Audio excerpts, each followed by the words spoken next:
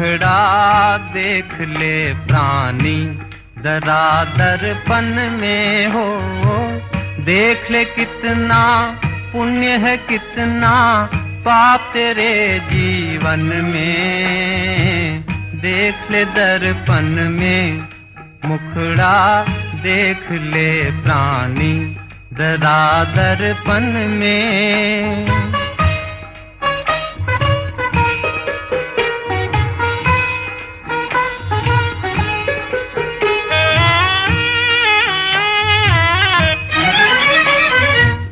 कभी तो पल भर सोच ले प्राणी,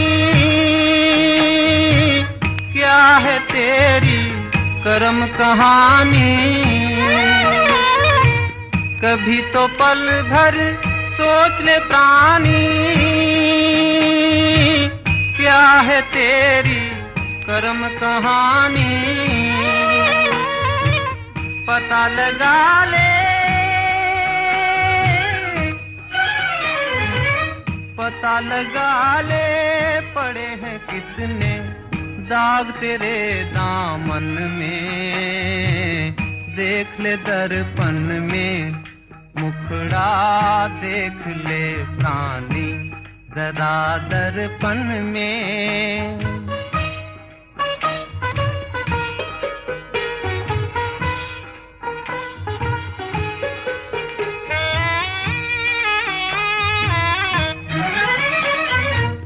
खुद को धोखा दे मत बंदे, अच्छे न होते कपट के धंधे। खुद को धोखा दे मत बंदे, अच्छे न होते कपट के धंधे। सदा न चलता,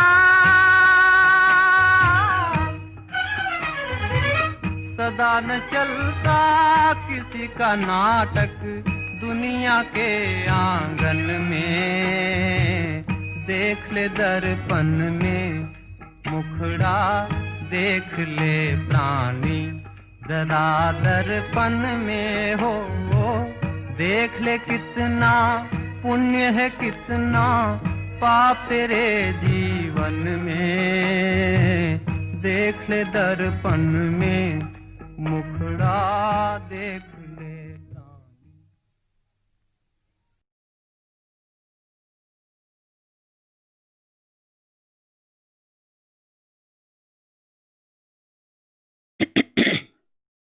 ओम शांति। आज 23 सितंबर की बाबा की वाणी सुनते हैं, जिस वाणी में खास करके बाबा ने हमारा ध्यान फिर से खिंचवाया है। अपने आप की चेकिंग में कभी कमी नहीं करो। कभी न कभी अपनी ही इंद्रियां धोखा दे देती है और फिर चेकिंग न करने के कारण हम अपने पुरुषार्थ में आने वाले विघ्नों का दोष अन्य बातों पर देकर व्यर्थ चिंतन की ओर अग्रसर हो जाते हैं। आज मुरली का सार है, मीठे बच्चे, तुम्हें यही चिंता रहे कि हम कैसे सबको सुख धाम का रास्ता बताएं। सबको पता पड़े कि यही पुरुषोत्तम बनने का संगम युग है। प्रश्न, तुम बच्चे आपस में एक दो को कौन सी मुबारक देते हो? मनुष्य मुबारक कब देते हैं? उत्तर है, मनुष्य मुबारक तब देते हैं जब कोई जन्मता है, विजयी बनता है, या शादी करता है, और या कोई बड़ा दिन होता है, परंतु वह कोई सच्चा मुबारक नहीं है। तुम बच्चे एक दो को बाबा का बनने की मुबारक देते हो। सुना सभी ने? एक दो को बाबा का बनने की मुबारक। आप सभी को भी बहुत बहुत मुबारक। बाबा का बनना बहुत पुण्य का काम है। बाबा का बनना पद्म पदम भाग्यशाली की निशानी है। तुम बच्चे कहते हो हम कितने खुश नसीब हैं जो सब दुखों से छूट सुख धाम में जाते हैं। तुम्हें दिल ही दिल में खुशी होती है। क्या खुशी होती है? वाह मेरा भाग्य! भगवान के माला के मण के हम बन गए, जिसे भगवान ने ढूंढा है। ओम शांति। बेहद का बाप बैठ बच्चों को समझाते हैं। जब अब प्रश्न उठता है, बेहद का बाप कौन है? यह तो जानते हो कि सबका बाप एक है, जिसको परम पिता कहा जाता है। लौकिक बाप को कभी परम पिता नहीं कहा जाता है। परम पिता तो वह एक है। उनको सभी बच्चे भूल गए हैं, इसलिए परम पिता परमात्मा जो दुख हरता सुख करता है, उसे तुम बच्चे जानते हो कि वह कैसे हमारे दुख हर रहे हैं, कि सुख शांति धाम में चले जाएं। सब तो सुख में नहीं जाएंगे, कोई सुख में जाएंगे और कोई शांति में जाएंगे। कोई सतयुग में पार्ट बजाते, कोई त्रेता में बजाते और कोई द्वापर में बजाते।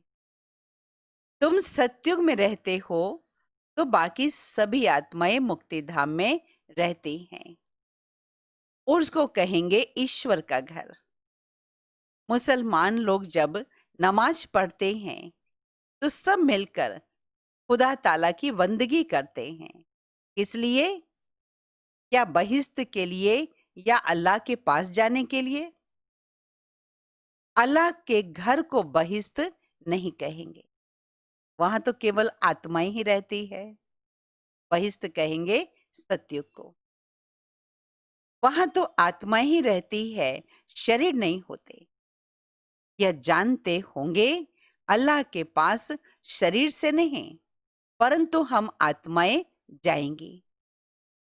अब सिर्फ अल्लाह को याद करने से पवित्र तो नहीं बन जाएंगे, जब तक कि अल्लाह को यथार्थ रीति न जाने। अभी यह मनुष्यों को कैसे राय दे कि बाप सुख शांति का वर्षा कैसे दे रहे हैं? विश्व में शांति कैसे होती है? विश्व में शांति कब थी, यह उन्हों को कैसे समझाए? तो सर्विसेबल बच्चे जो हैं, नंबरवार पुरुषार्थ अनुसार उन्हों को यह चिंतन रहता है। तुम ब्रह्मा मुख वंशावली ब्राह्मणों को ही बाप ने अपना परिचय दिया है। बाप सबको कहते हैं, अपने को आत्मा समझ, मुझे याद करो तो खुदा के घर चले जाएंगे। गोल्डन एज अथवा बहिश्त में सब तो जाएंगे नहीं, वहां तो होता ही है एक धर्म, बाकी सभी शांति धाम में होते हैं। इसमें कोई नाराज होने की बात नहीं है। मनुष्य शांति मांगते हैं, वह मिलती है अल्लाह अथवा गॉड फादर के घर में। आत्माएं सब आती हैं शांति धाम से। वहां फिर तब जाएंगे जब नाटक पूरा होता है। आती हैं सभी आत्माएं अलग अलग समय पर, लेकिन जाएंगे कब? जब नाटक पूरा होता है। पाप आते ही हैं पतित दुनिया से सबको ले जाने के लिए। अभी तुम बच्चों की बुद्धि में है हम शांति धाम में जाते हैं, फिर सुख धाम में आएंगे। यह है पुरुषोत्तम संगम युग। पुरुषोत्तम अर्थात उत्तम ते उत्तम पुरुष। जब तक आत्मा पवित्र न बने तब तक उत्तम पुरुष नहीं बन सकती। अब बाप तुमको कहते हैं, मुझे याद करो और सृष्टि चक्र को जानो और साथ में दैवी गुण भी धारण करो। इस समय सभी मनुष्यों के कैरेक्टर बिगड़े हुए हैं। नई दुनिया में तो कैरेक्टर बहुत फर्स्ट क्लास होते हैं। भारतवासी ही ऊंच कैरेक्टर वाले बनते हैं। उन ऊंच कैरेक्टर वालों को कम कैरेक्टर वाले माथा टेकते हैं। उनके कैरेक्टर्स वर्णन करते हैं। यह भी तुम बच्चे जानते हो। अब औरों को कैसे समझाए? कौन सी सहज युक्ति रचे? यह है आत्माओं का तीसरा नेत्र खोलना। सन्यासी लोगों के पास शास्त्र का ज्ञान है। बाप का ज्ञान तो जब बाप आकर के देवे, तो युक्ति से समझाना है।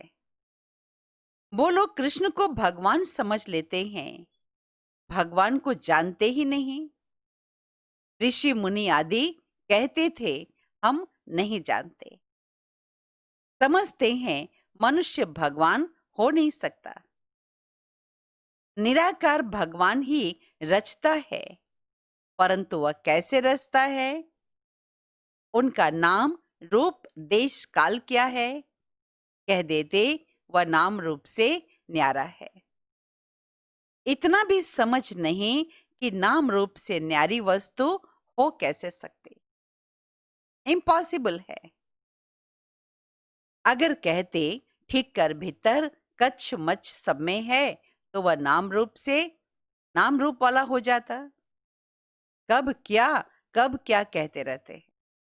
एक तरफ कह देते वो नाम रूप से न्यारा है, और दूसरी तरफ कहते वो कच्छ मच्छ अवतार में है, तो समझ नहीं सकते।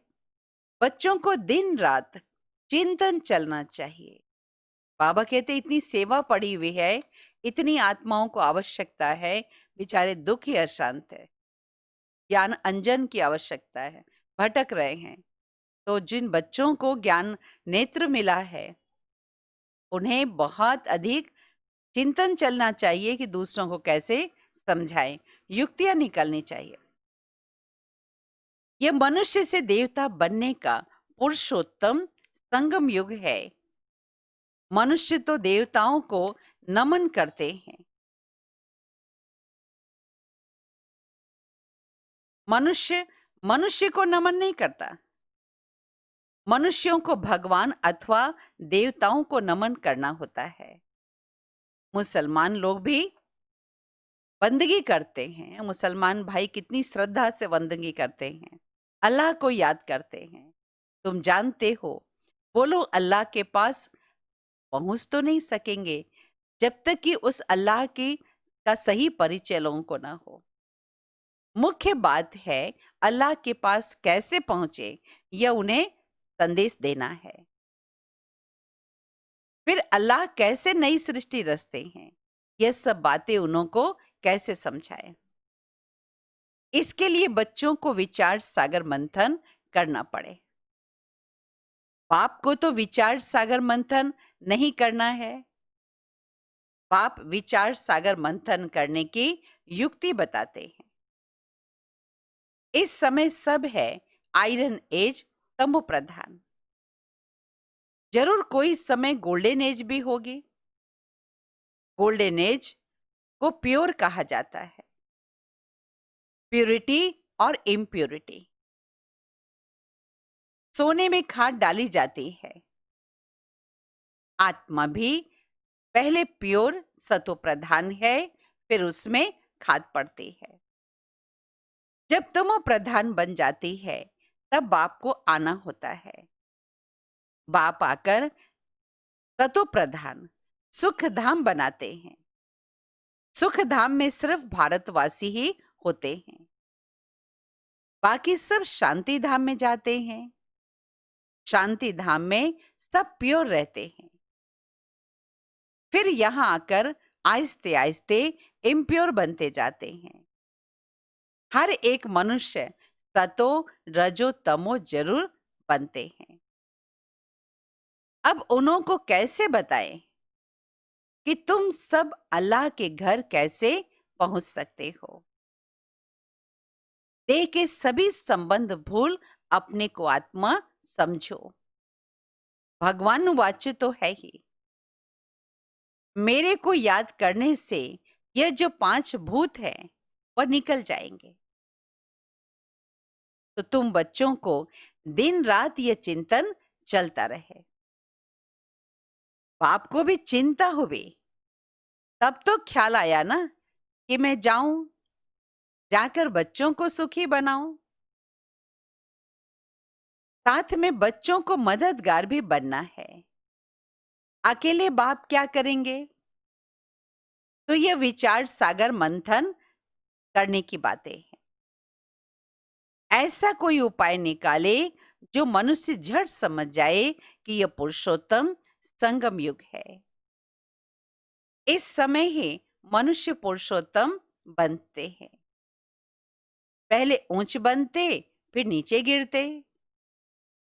पहले पहले तो नहीं गिरेंगे ना। आने से ही तमो प्रधान नहीं होंगे। हर चीज पहले सतो प्रधान, फिर सतो, रजो, तमो बनती है। बच्चे इतनी प्रदर्शनी आदि करते हैं, फिर भी मनुष्य कुछ नहीं समझते। तो और क्या उपाय करें? भिन्न भिन्न उपाय तो करने पड़ते हैं। इसके लिए टाइम भी मिला हुआ है। फर्श से तो कोई संपूर्ण नहीं बन सकते। चंद्रमा थोड़ा थोड़ा करके आखिर संपूर्ण बनते हैं। हम भी तमो प्रधान बने हैं, फिर सतो प्रधान बनने में टाइम लगता है। वह तो है ही जड़, फिर यह है चैतन्य। तो हम कैसे समझाएं? बाबा आज खास करके मुस्लिम भाइयों को उनकी कैसे उन्नति हो, कैसे वो परमात्मा को फिर से पहचाने।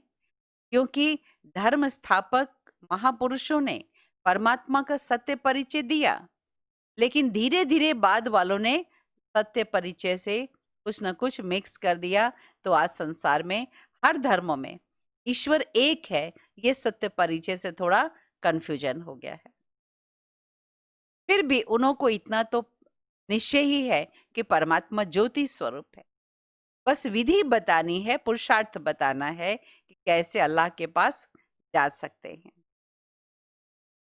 मुसलमानों के मौलवियों को समझाए कि तुम ये नमाज जो पढ़ते हो तो किसकी याद में रहते हो।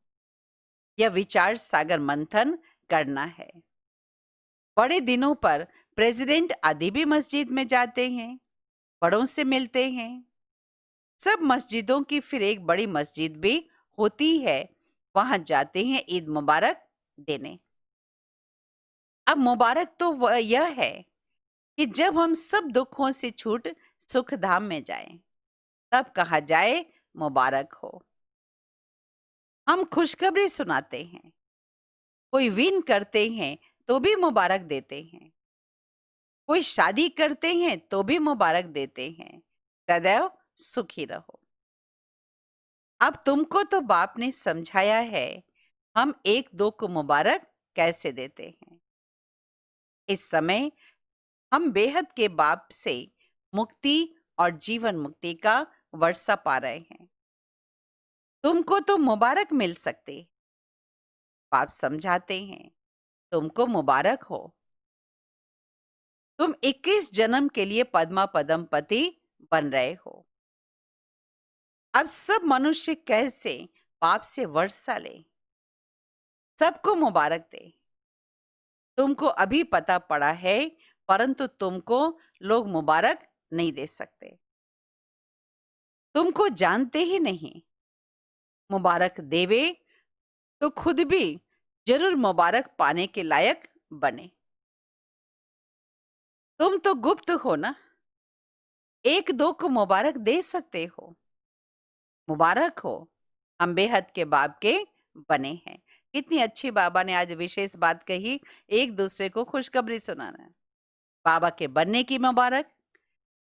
कोई भी पुरुषार्थ में पॉजिटिव चेंज लाने की बात करते तो भी मुबारक, संकल्प में आया तो भी मुबारक, और उसको प्रैक्टिकल किया तो भी मुबारक। कदम कदम पर मुबारक। शाबाश जिसको बाबा कहते हैं।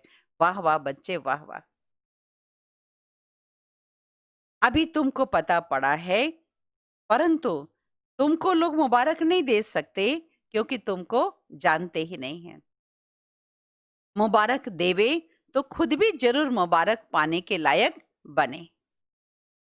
तो तुम गुप्त हो ना, एक दो को मुबारक दे सकते हो। मुबारक हो, हम बेहद के बाप के बने हैं।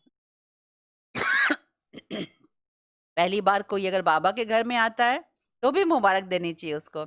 आप बहुत भाग्यशाली है, बहुत बहुत मुबारक।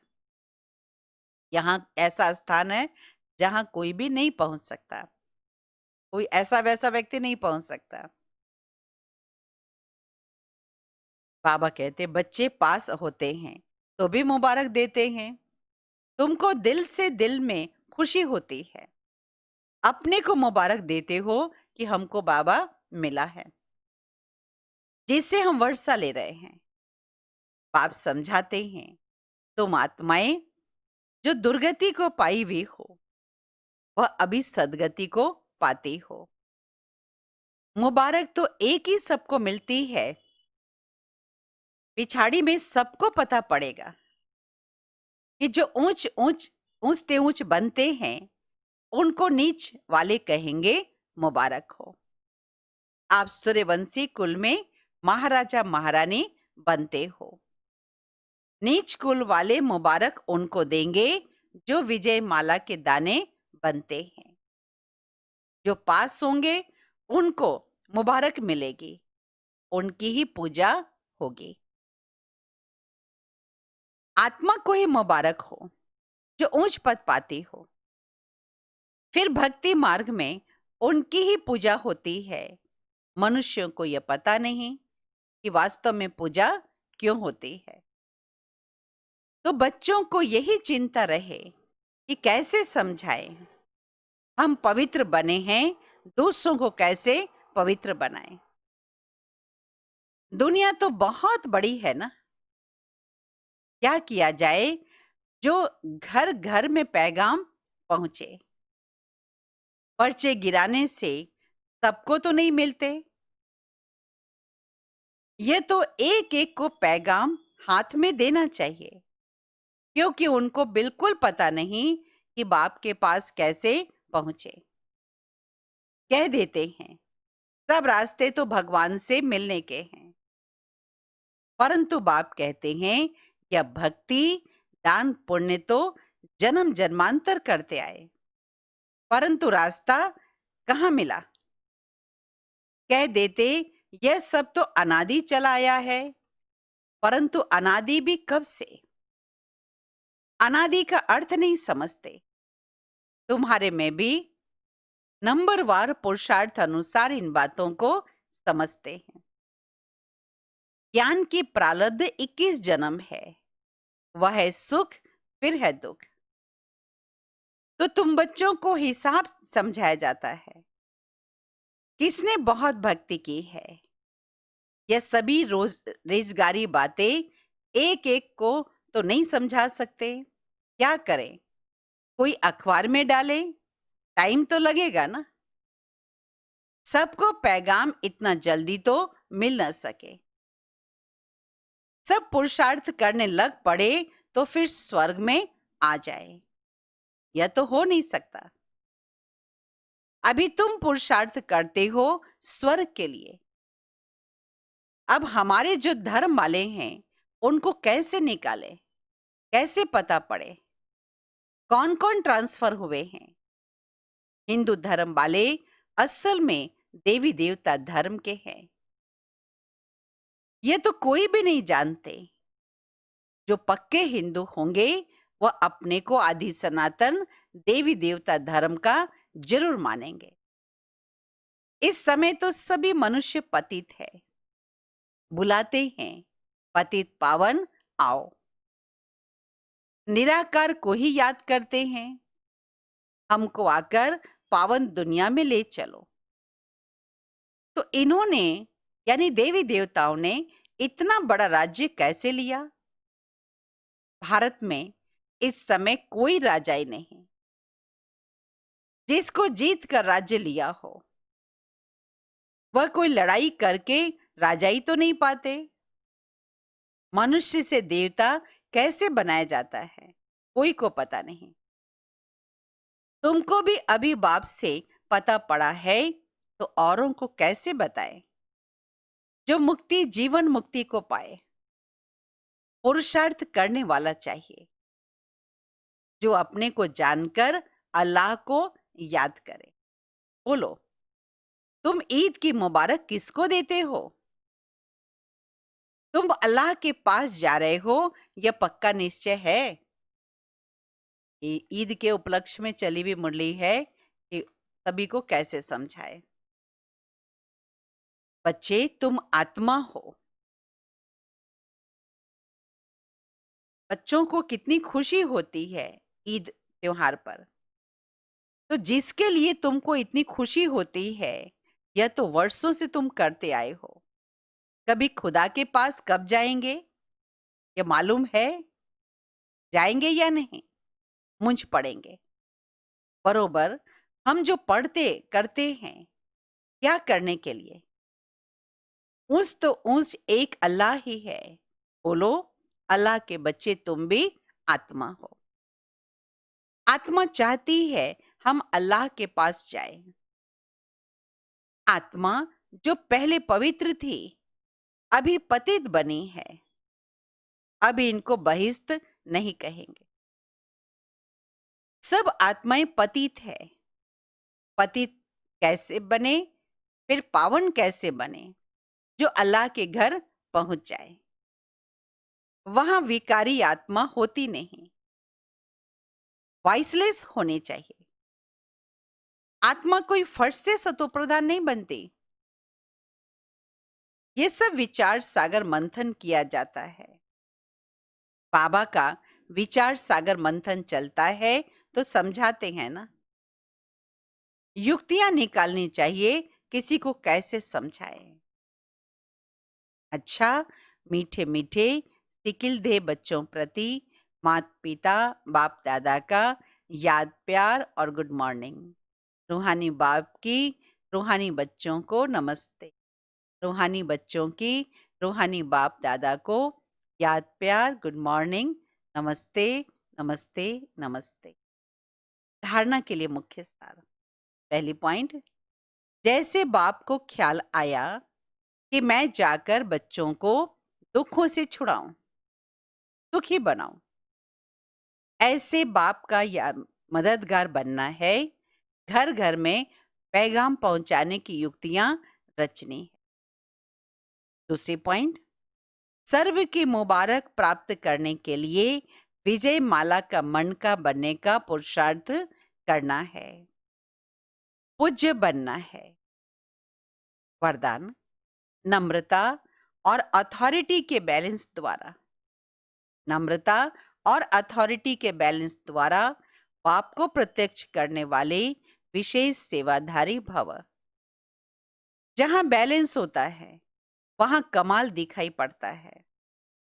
जब आप नम्रता और सत्यता की अथॉरिटी से, बैलेंस से कोई को भी बाप का परिचय देंगे तो कमाल दिखाई देगी। इसी स्वरूप से बाप को प्रत्यक्ष करना है। आपके बोल स्पष्ट हो, उसमें स्नेह भी हो, नम्रता और मधुरता भी हो, तो महानता और सत्यता भी हो, तब प्रत्यक्षता होगी। बोलते हुए बीच बीच में अनुभव कराते जाओ, जिससे लगन में मगन मूर्त अनुभव हो। ऐसे स्वरूप से सेवा करने वाले ही विशेष सेवाधारी हैं। स्लोगन, समय पर कोई भी साधन न हो तो भी साधना में विघ्न न पड़े। समय पर कोई भी साधन न हो तो भी साधना में विघ्न न पड़े। एक तो सभी को मुबारक देनी है, अपने को भी मुबारक देनी है। कोई भी शुभ संकल्प आया कि इसको मैं प्रैक्टिकल करूं, तुरंत मुबारक देनी है। उस पर बार बार ध्यान दे और उसको जब प्रैक्टिकल करने का स्टेप बढ़ाते हैं तो भी वाह वाह करें। तो धीरे धीरे अपना उमंग उत्साह बनेगा। और जब जो बच्चे स्व पुरुषार्थ या सेवा में आगे कदम बढ़ाते हैं, तो देखिए तीसरे नेत्र से बाबा सामने है और बाबा बहुत खुश हो रहे हैं। वाह बच्चे वाह, वाह बच्चे वाह के गीत गाते हैं। ओम शांति।